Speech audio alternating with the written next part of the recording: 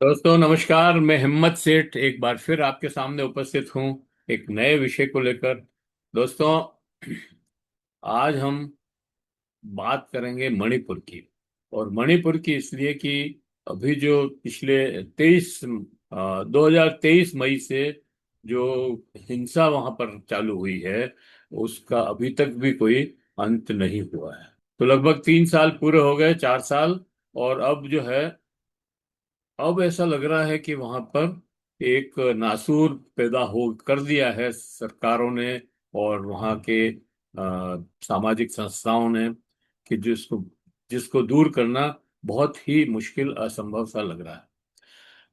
मतलब ये कोई एक दिन या 2-3 साल की कहानी नहीं है दोस्तों। वैसे तो मणिपुर जो है, 1947 में जब से देश आजाद हुआ है, तब से एक समस्या रहा है। तब वहां के राजा ने अपने आप को स्वतंत्र घोषित कर दिया था। उसके बाद भारत ने उसको 1948 में उनको शायद मिलाया या 49 में मिलाया मिलाया मिलाया, और फिर उस पर संविधान लागू हुआ। लेकिन फिर अलगाववादी ताकतें वहां पर रही। उन्होंने पहले वो अलग देश की मांग कर रहे थे। फिर यूनियन टेरिटरी बनाया।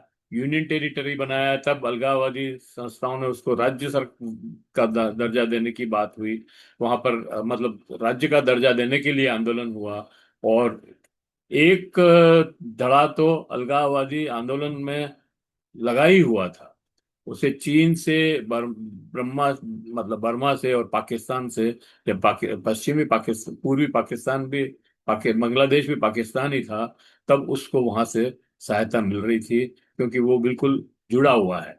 तो इधर घटनाएं करके उधर भाग जाते थे, और इस तरह से जो है वो सारा खेल चल रहा था। खैर, कुल मिलाकर के ये है कि फिर मणिपुर को एक राज्य का दर्जा दिया गया। सारे नॉर्थ ईस्ट में बहुत सारी समस्याएं थी, नागालैंड में, मिजोरम में। तो फिर इनको अलग अलग, अरुणाचल को और सारे को अलग प्रदेश बना करके उस समस्या का समाधान किए। लेकिन उसके बाद भी वहां पर लगातार हिंसाएं होती रही। वहाँ सामाजिक विद्रोह, आपस में झगड़े होते रहे।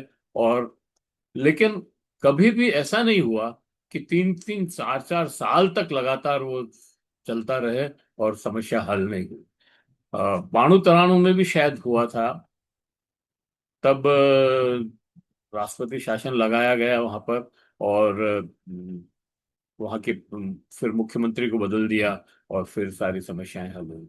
तो ये एक इसकी पृष्ठभूमि रही है। लेकिन अभी इसके अंदर जो कुकीज और मैतेई, दो बड़े ग्रुप हैं वहां पर, दो सामुदायिक समूह हैं, दो अलग अलग। उनमें अ, उनमें अभी सांप्रदायिक भावना बढ़ दी गई है।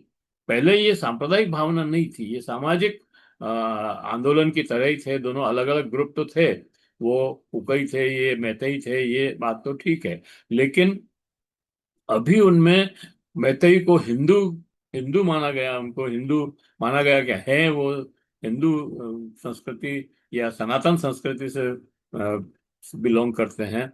और कुकीज जो है, वो क्रिश्चियन संस्कृति से, क्रिश्चियंस हैं। तो ये दो संप्रदाय बन गए, हिंदू और क्रिश्चियन। और इनमें इस तरह का झगड़ा हो रहा है, जैसे कश्मीर में हिंदू और मुसलमान का झगड़ा। तो इस वजह से ये जो जहर इन्होंने बोया है वहां पर, उसको पाटना बड़ा मुश्किल है। अभी 2023 में जो झगड़ा हुआ था, वो ये था कि भाई, ये कुकीज जो हैं, ये सारे हिली एरिया में रहते हैं, और मैथई जो है ये घाटी में रहते हैं, ये प्लेन एरिया में है। ये एरिया बहुत छोटा है। वो ये कहते हैं 10% ही है, 90% लगभग एरिया जो है इन कुकीज और नागा और इनके पास है। जबकि मैथई की जनसंख्या ज्यादा है। अब वो 6 शेड्यूल शायद वहाँ लागू है, और इसलिए जो आदिवासी क्षेत्र है, उसकी जमीनें स्वर्ण स्वर्ण कास्ट के लोग या स्वर्ण समूह के लोग नहीं खरीद सकते, या उसके ऊपर अपना वो नहीं कब्जा कर सकते। इसलिए सारी दिक्कतें हो गई।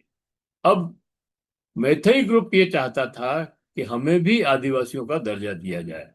उनका ये दावा है कि आजादी के पहले हमें आदिवासी का दर्जा था हमारे पास, लेकिन बाद में इसको छीन लिया गया।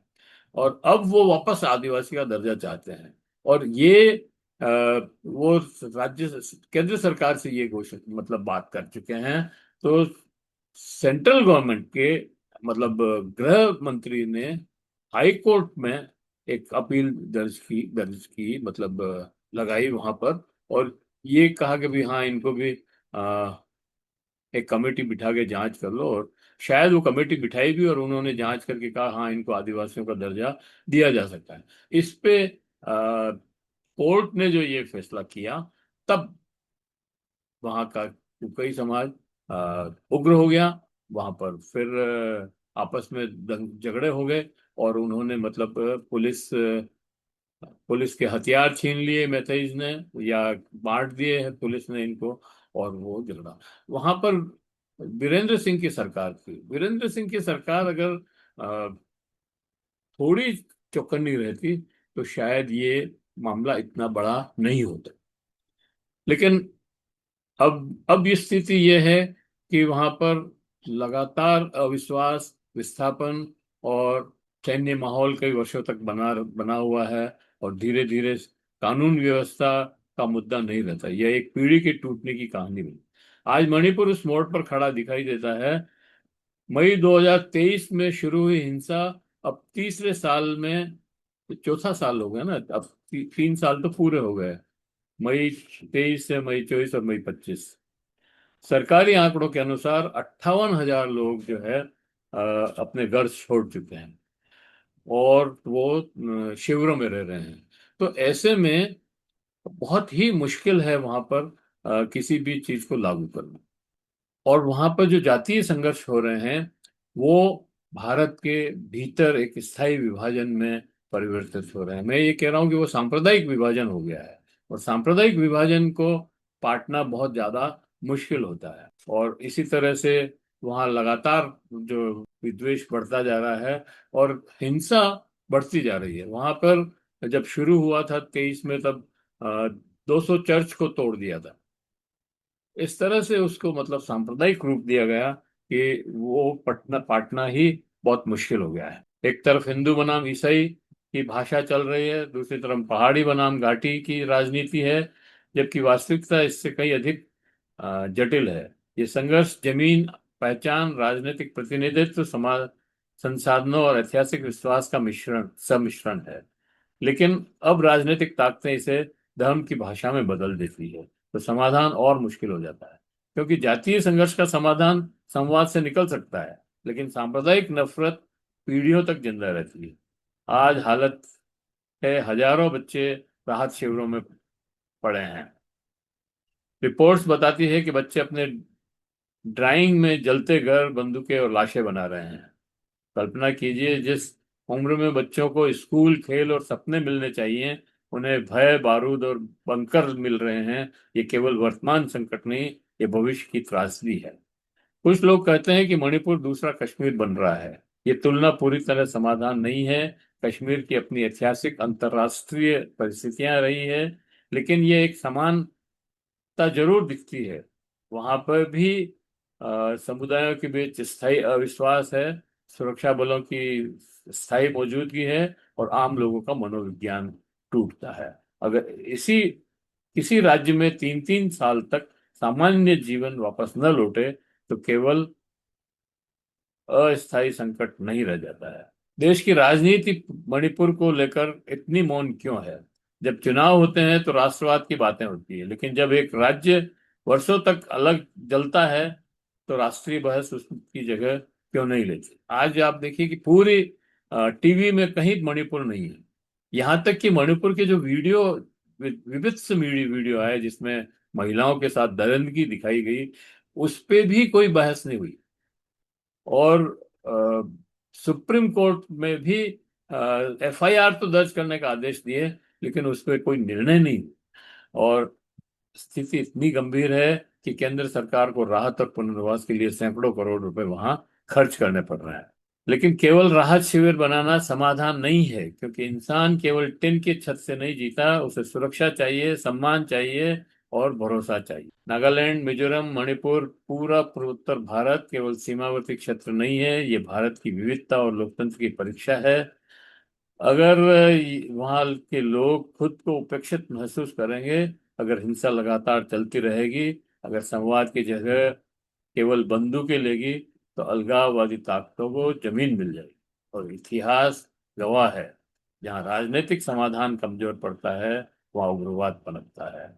निष्पक्ष जांच होनी चाहिए वहां पर, सभी समुदाय की सुरक्षा की गारंटी होनी चाहिए, और जो लोग शिविरों में हैं उन्हें वापस अपने घरों में ले जा करके सम्मान पूर्वक और सुरक्षा पूर्वक उन्हें रहने के लिए जगह देनी चाहिए। कानून व्यवस्था का मुद्दा मानकर मानवीय संकट के रूप में देखना चाहिए। मणिपुर केवल कानून व्यवस्था का मुद्दा नहीं है, ये पूरा क्या मणिपुर को केवल खबरों में मरते हुए देखते रहेंगे, या सचमुच ये समझने की कोशिश करेंगे कि वहाँ इंसानियत, लोकतंत्र और भारत की एकता तीनों दांव पर लगे हुए हैं।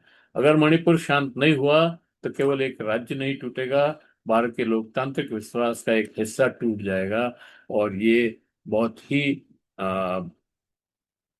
निंदनीय होगा, कठोर होगा। जय हिंद, जय भारत। अ, अगर आपने अभी तक भी हमारे YouTube चैनल महावीर समता संदेश को सब्सक्राइब न किया है तो सब्सक्राइब कर लें, बेल आइकन दबाना न भूलें। अगर आपको वीडियो अच्छे लग रहे हैं तो लाइक करें, फॉरवर्ड करें और लोगों को भेजें, और कमेंट बॉक्स में जाएं, कमेंट लिखें, सुझाव दें। आपके कमेंट और सुझाव हमें और बेहतर करने की ओर अग्रसर करेंगे। जय हिंद, जय भारत। मिलते हैं फिर।